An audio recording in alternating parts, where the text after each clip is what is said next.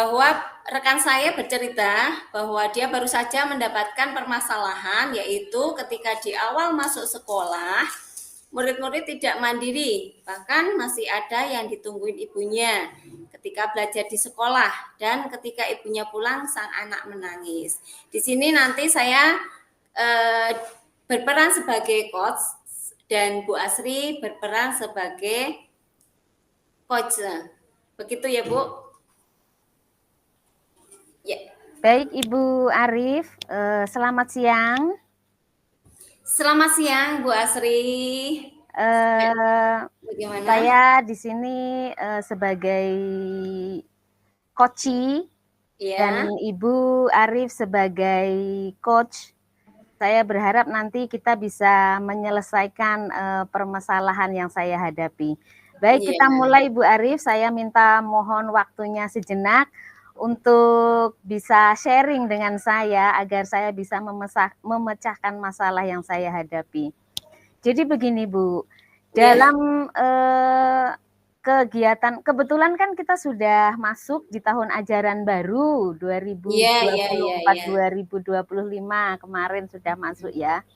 Nah ternyata untuk murid yang tahun ini, yang kali ini itu ada beberapa itu anak yang istilahnya masih minta ditunggui dengan ibunya, menangis gitu.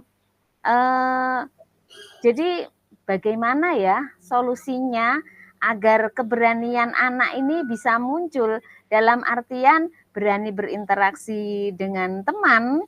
Lantas kalau sudah berani berinteraksi dengan teman kan nanti anak akan istilahnya tidak takut untuk belajar di sekolah tanpa ibu. Menurut Ibu bagaimana ini ya? Oh, begitu ya Bu ya. Ya, ini di masa tahun ajaran baru seperti ini memang cukup ini ya. Nah, yang ingin saya tanyakan sebentar Bu, kira-kira hambatan apa yang menyebabkan anak tersebut itu tidak mandiri?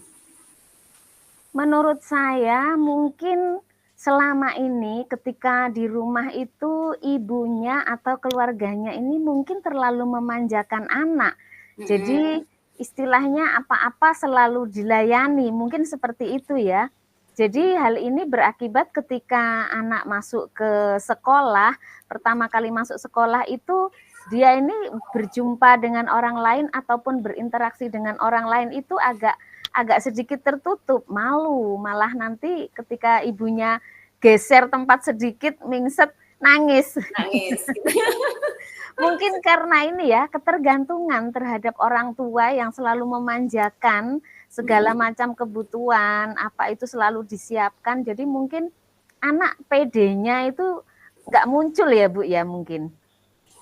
Oh begitu nggih. Kemudian kalau hal seperti ini apa yang dirasakan Bu Asri sendiri saat ada anak yang belum mandiri itu?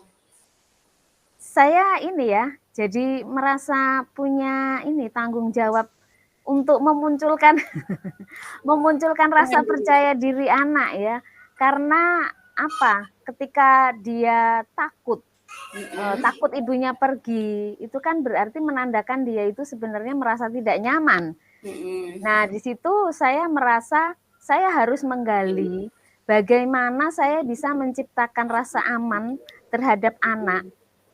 Rasa aman, rasa nyaman, menimbulkan memancing rasa bahagia anak. Nah, di sini PR saya tentunya saya harus bisa menciptakan suasana yang kondusif agar anak merasa nyaman. Mungkin diawali dengan ini ya, apa games ringan itu untuk anak-anak itu atau ice breaking gitu.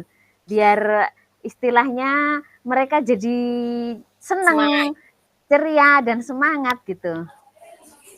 Oh begitu ya, nggih, bagus sekali itu sebenarnya Bu. Kemudian saat mengajar itu kalau boleh tahu Ibu menggunakan sumber belajar apa?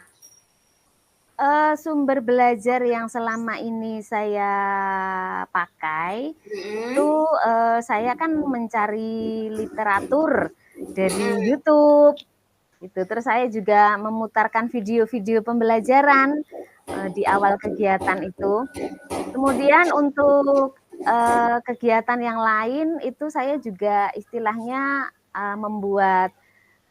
membukukan gambar-gambar, bisa saya ambil dari foto-foto anak atau Iya. kegiatan anak yang kemarin gitu saya cetak, saya bukukan menjadi semacam buku cerita cerita pendek. Jadi di situ Nah, nanti anak bisa bercerita. Selain itu saya juga menggunakan, media Luspat, di saya juga menyediakan ini, seni main peran. Area main peran di situ, anak kan bisa mengeksplorasi keinginannya, misalnya suka jadi ibu-ibuan. Kalau anak-anak baru mau masuk itu kan ada yang suka main boneka, main peran itu saya kasih kasih tempat tersendiri. Di situ dia bisa mengeksplor mau jadi ibu bisa, mau jadi pedagang. Kadang anak itu juga suka masak-masakan. Nah, untuk iya, iya. literasi dan numerasi, saya juga menyediakan berbagai macam kartu-kartu gambar, kartu-kartu angka gitu, juga media Luspat. Nah, semoga ini ya, dengan apa yang sudah kami persiapkan ini nanti bisa istilahnya memacu minat anak untuk belajar, jadi dia bisa meninggalkan rasa takutnya. Iya. Oke, kalau seperti ini, apakah menggunakan sumber belajar ini nantinya akan mempengaruhi kondisi yang tadinya belum mandiri akan menjadi lebih mandiri? Menurut penjenengan sendiri? Harapan saya itu ya ketika kita bisa menghadirkan pembelajaran yang menarik, yang bisa mengeksplor kebutuhan belajar anak, itu jadi gini ya, ternyata saya harus ini memetakan dulu ya kemampuan belajar anak. Istilahnya anak ini masuk ke dalam kategori pembelajar yang seperti apa. Berarti saya harus melakukan ini, apa Bu, semacam asesmen diagnostik ya. Asesmen diagnostik di mana nanti saya bisa mengetahui apa yang menjadi minat anak, apa yang disukai anak. Terus kita juga ternyata ini ya, saya rasa perlu mencari informasi tentang keseharian anak di rumah. Mungkin hobinya, lantas aktivitas-aktivitas di sekitar keluarganya kita perlu tahu mungkin ya. Jadi kita dengan tahu kondisi anak, istilahnya memahami keadaan anak, jadi kita bisa memancing anak agar mau berinteraksi dengan teman sehingga dia bisa mengikuti pembelajaran.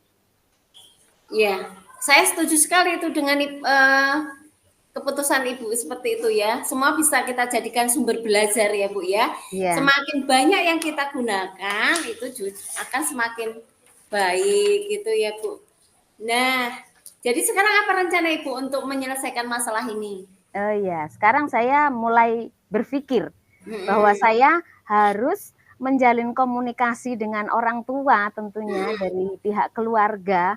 iya, Jadi istilahnya untuk asesmen awal kita menggali informasi tentang eh, kebiasaan anak, kehidupan anak sehari-hari, bagaimana lingkungan keluarganya, mungkin pekerjaan orang tua, lantas budaya di lingkungan sekitar anak itu kan mempengaruhi cara pemikiran atau gaya gaya belajar anak. Kemudian nanti setelah itu saya juga akan berkomunikasi terhadap orang tua agar mereka juga membantu menanamkan rasa percaya diri anak agar ketika sampai di sekolah anak-anak itu tidak takut untuk ditinggal, tidak takut untuk bermain bersama teman di kelas. iya. Terus kemudian eh, apa yang akan panjenengan sampaikan kepada orang tuanya? Begitu Bu. Yang jelas ketika kita berinteraksi dengan orang tua, pertama-tama kita harus menyampaikan program-program di sekolah. Di antaranya yaitu kan menciptakan mencetak anak yang mandiri gitu ya. Iya. Jadi kita berusaha meminta orang tua agar di rumah itu juga melakukan pembiasaan-pembiasaan seperti apa yang kami terapkan di sekolah. Misalnya ketika anak meletakkan apa barang yang telah dipakainya, jadi ketika di sekolah kita kan mengarahkan anak untuk selalu mengembalikan ataupun merapikan apa yang telah dipakainya ke tempat semula. Kita juga berharap kepada orang tua bahwa di rumah itu juga memberikan arahan kepada anak yang sama. Jadi praktek di rumah dan praktek di sekolah itu sama, ada sinergitasnya. Jadi anak-anak itu tidak asing. Di rumah aku begini, di sekolah ternyata sama. Jadi kan kalau merasa tidak asing, semoga nanti anak merasa nyaman dan bisa berinteraksi dengan baik bersama dengan teman-temannya.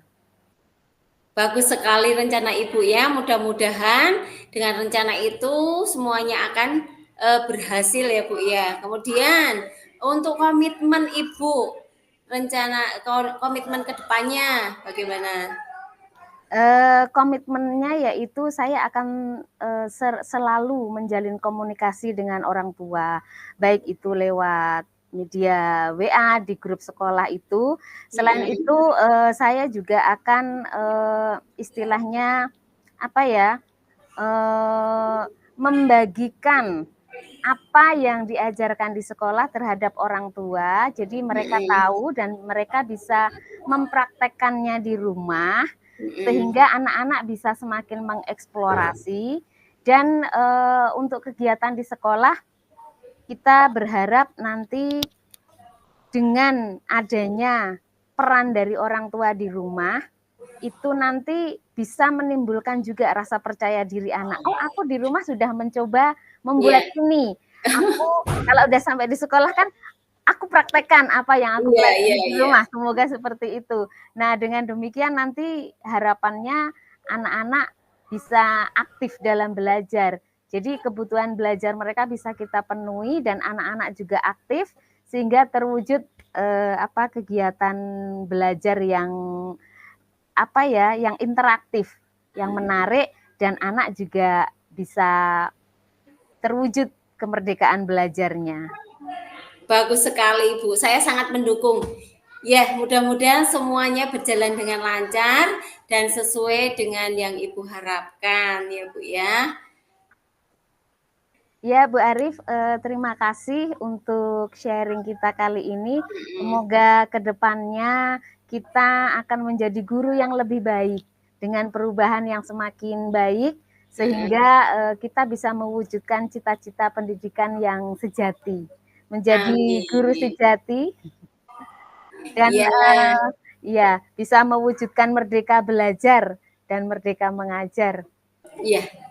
Semangat. Semangat. Ya. Demikian tadi untuk acara coaching hari ini. Semoga membawa manfaat untuk semua teman-teman, membawa manfaat untuk kita semua. Salam guru penggerak. Ayo Kak, bergerak, menggerakkan. Dari kami berdua, wassalamualaikum warahmatullahi wabarakatuh.